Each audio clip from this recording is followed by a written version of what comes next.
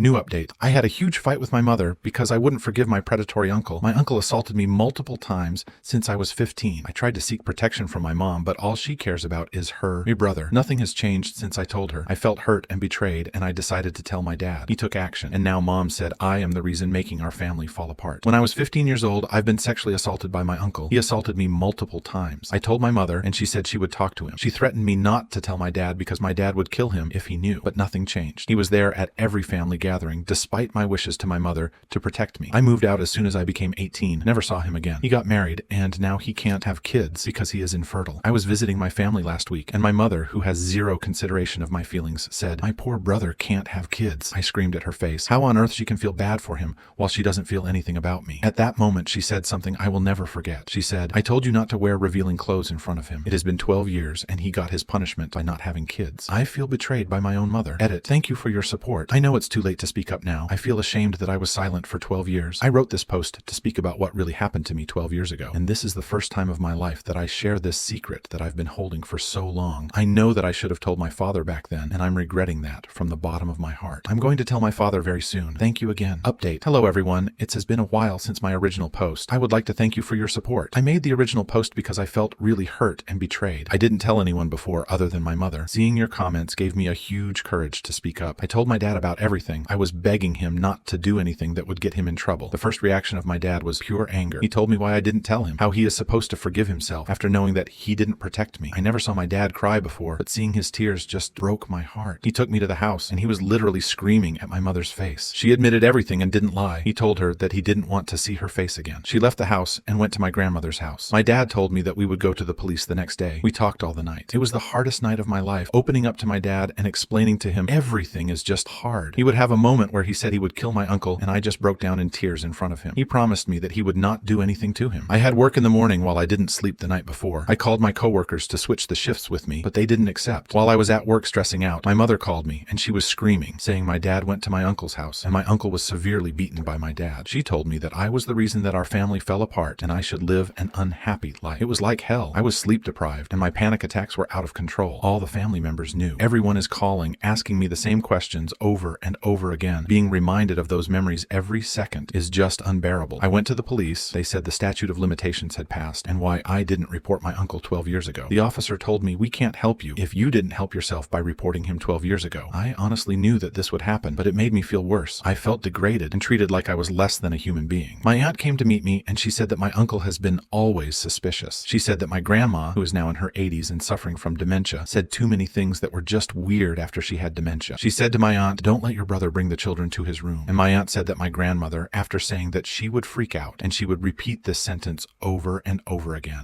The another thing that my aunt told me, at my uncle's wedding, my grandmother, she was crying, and she said, "Poor girl, she is so kind." I don't know if my grandmother saw what my uncle did to me, or there are another victims, but if she knew, I can't forgive her for raising a monster and not letting him get punished. My aunt told me that my uncle's wife asked her to give her my number. I told her it's okay. We have met and talked. I feel sad for her, as she is really kind and sweet. She comforted me, and she said that she respected that I told the truth, and how I gave her the courage to file for divorce. She told me that he always cheated on her, and he didn't even bother himself to hide it. She wanted a family with him, but she realized how sick and disgusting he is. Thank you for reading my long post. To be honest, I'm writing this while my tears are running down my face. I feel sad. I feel that I broke my dad's heart, that I separated the family, although I know my mother is a very bad person. I wish I will get better and feel a lot lighter in the future. Relevant comments. Commenter, your evil uncle broke the family. Commenter, your mom is the worst kind of monster, the one that thinks she's good. Hopefully you can come out of this with a stronger supporting system, and without that kind of people in your life. Good luck. Commenter, I hope that you feel better and lighter in the future as well. I want you to know, though, that you are not the one that broke your family. The action that broke your family was your uncle harming you in the great way that he did. You gave your family the chance to save themselves by speaking this out. Your uncle put this horrible thing on you to hide, and then your mother continued to push that inside of you so that she didn't have to face it. What you did was brave and inspiring. Airing out the harm that was put on you and refusing to hide it is the kindest thing you could have done to your family. You allowed them the ability to truly grow. I hope that you set boundaries and take space for yourself. Going over this trauma again and again has got to be re-traumatizing. You deserve to air your truth, but you also deserve safety. It's okay to say, this conversation is too much for me and I need a break right now. If your family doesn't listen, it's okay to take space anyway. You deserve to take care of yourself. You did not break your father. Your father was broken because he wanted to protect you, and he wasn't able to. That is not your fault. The person who took that control away was your uncle. I'm proud of you for taking that power back by sharing your truth, and I want you to remember that it is not your fault what your dad did. He chose to do that of his own volition. Story 2.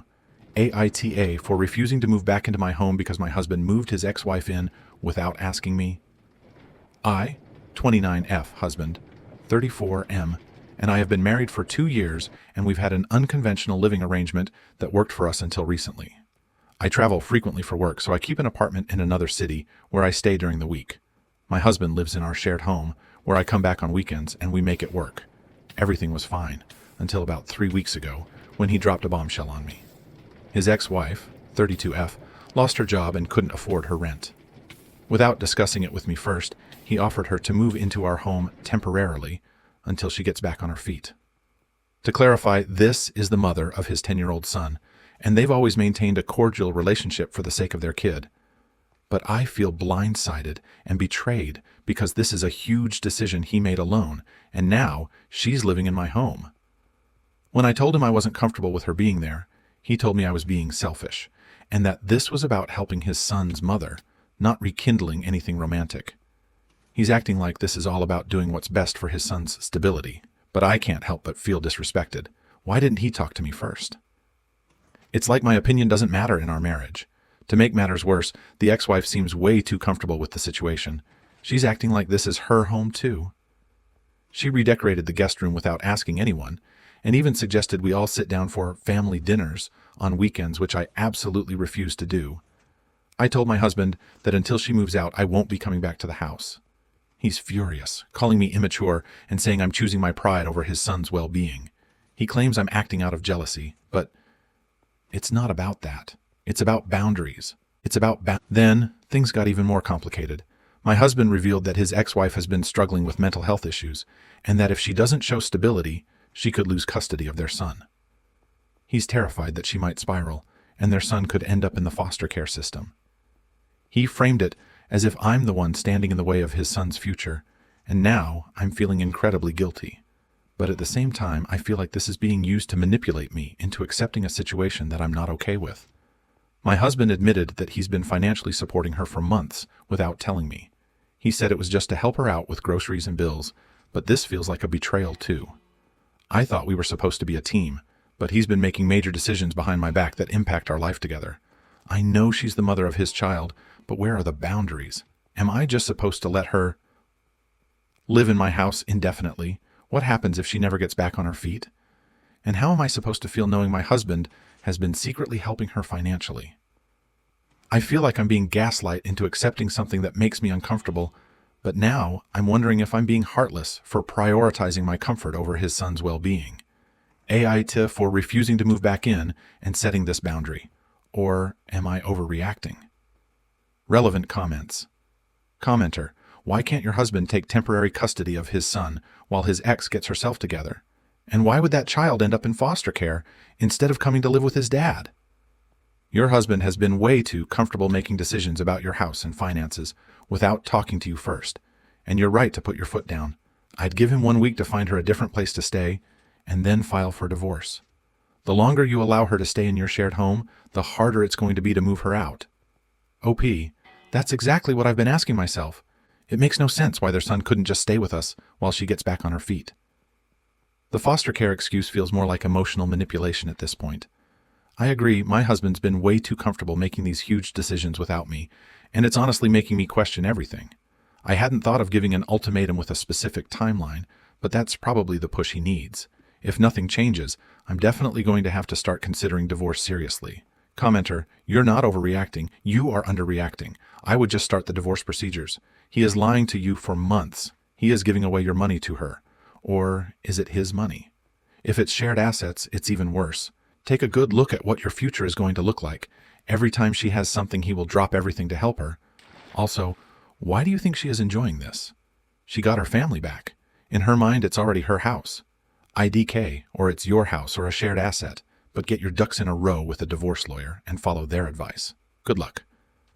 Story 3. Is my 26F relationship with my 29M boyfriend over after this incident? I'll change all the names for privacy. I, 26F, have been dating my boyfriend Miles, 29M, for just over a year. Miles is an architect, passionate about his work, constantly sketching and dedicating time to his craft. Overall, our relationship has been great. I genuinely thought he was the one. Recently, though, something happened. A few months ago, Miles introduced me to Ava at a mutual friend's birthday party. I'd heard about her before, and now I got to meet her. She was funny and surprisingly stylish. As a fashion buyer, we ended up chatting about trends and what's in right now. I never felt weird about her, even though she and Miles have been friends for years. I was sort of glad she was in his life. She seemed like a good influence compared to some of his other friends, but lately, Miles has been more secretive with his phone, always tilting it away from me. I didn't say anything at first because I didn't want to be that girlfriend. Last week, I was at his place when his mom showed up, saying her car battery had died and she needed help jump-starting it. Miles rushed out, saying it wouldn't take long. He left his phone behind on the coffee table, screen down. I kept myself busy scrolling through TikTok, but his phone started buzzing repeatedly. I'm not insecure, so I wouldn't snoop through my boyfriend's phone, but I couldn't shake my anxiety. After hesitating, I picked up his phone.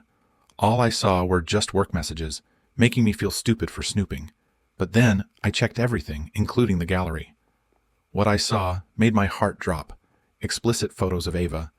Some looked professional, while others seemed spontaneous, but they were all sexual.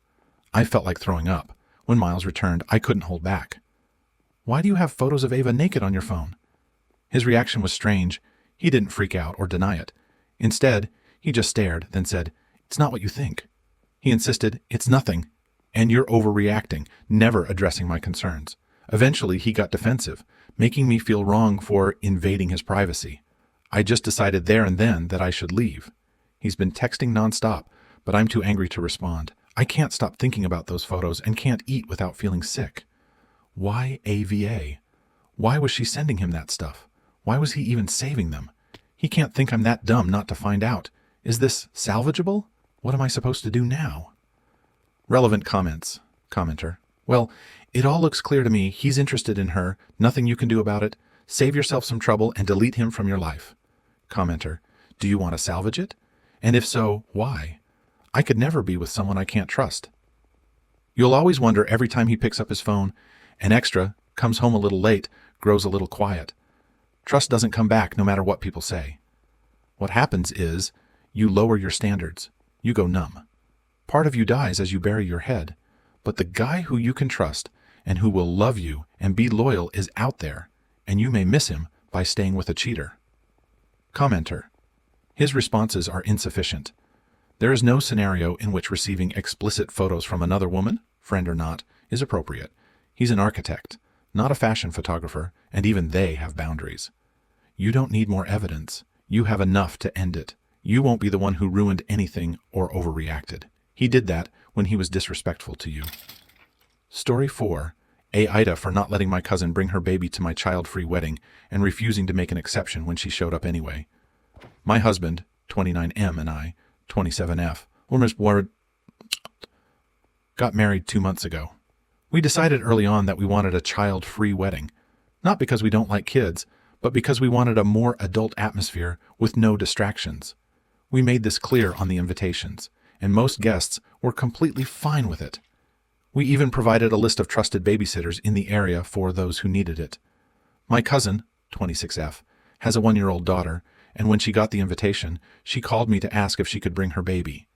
I explained that we were keeping it strictly child-free, and she could either leave her baby with her husband, who wasn't attending, or use one of the sitters. She was upset, but eventually said she understood. Well, the day of the wedding comes, and guess who shows up with her baby? I immediately pulled her aside and asked what was going on. She said the babysitter canceled last minute, and she didn't have another option, so she had no choice but to bring the baby. I sympathized, but told her she couldn't stay with the baby. I offered to have someone help find another sitter, or even arrange for her to attend the reception without her daughter, but she refused and said she wanted to stay for the whole event. When I insisted, she got upset, saying I was being heartless and unreasonable.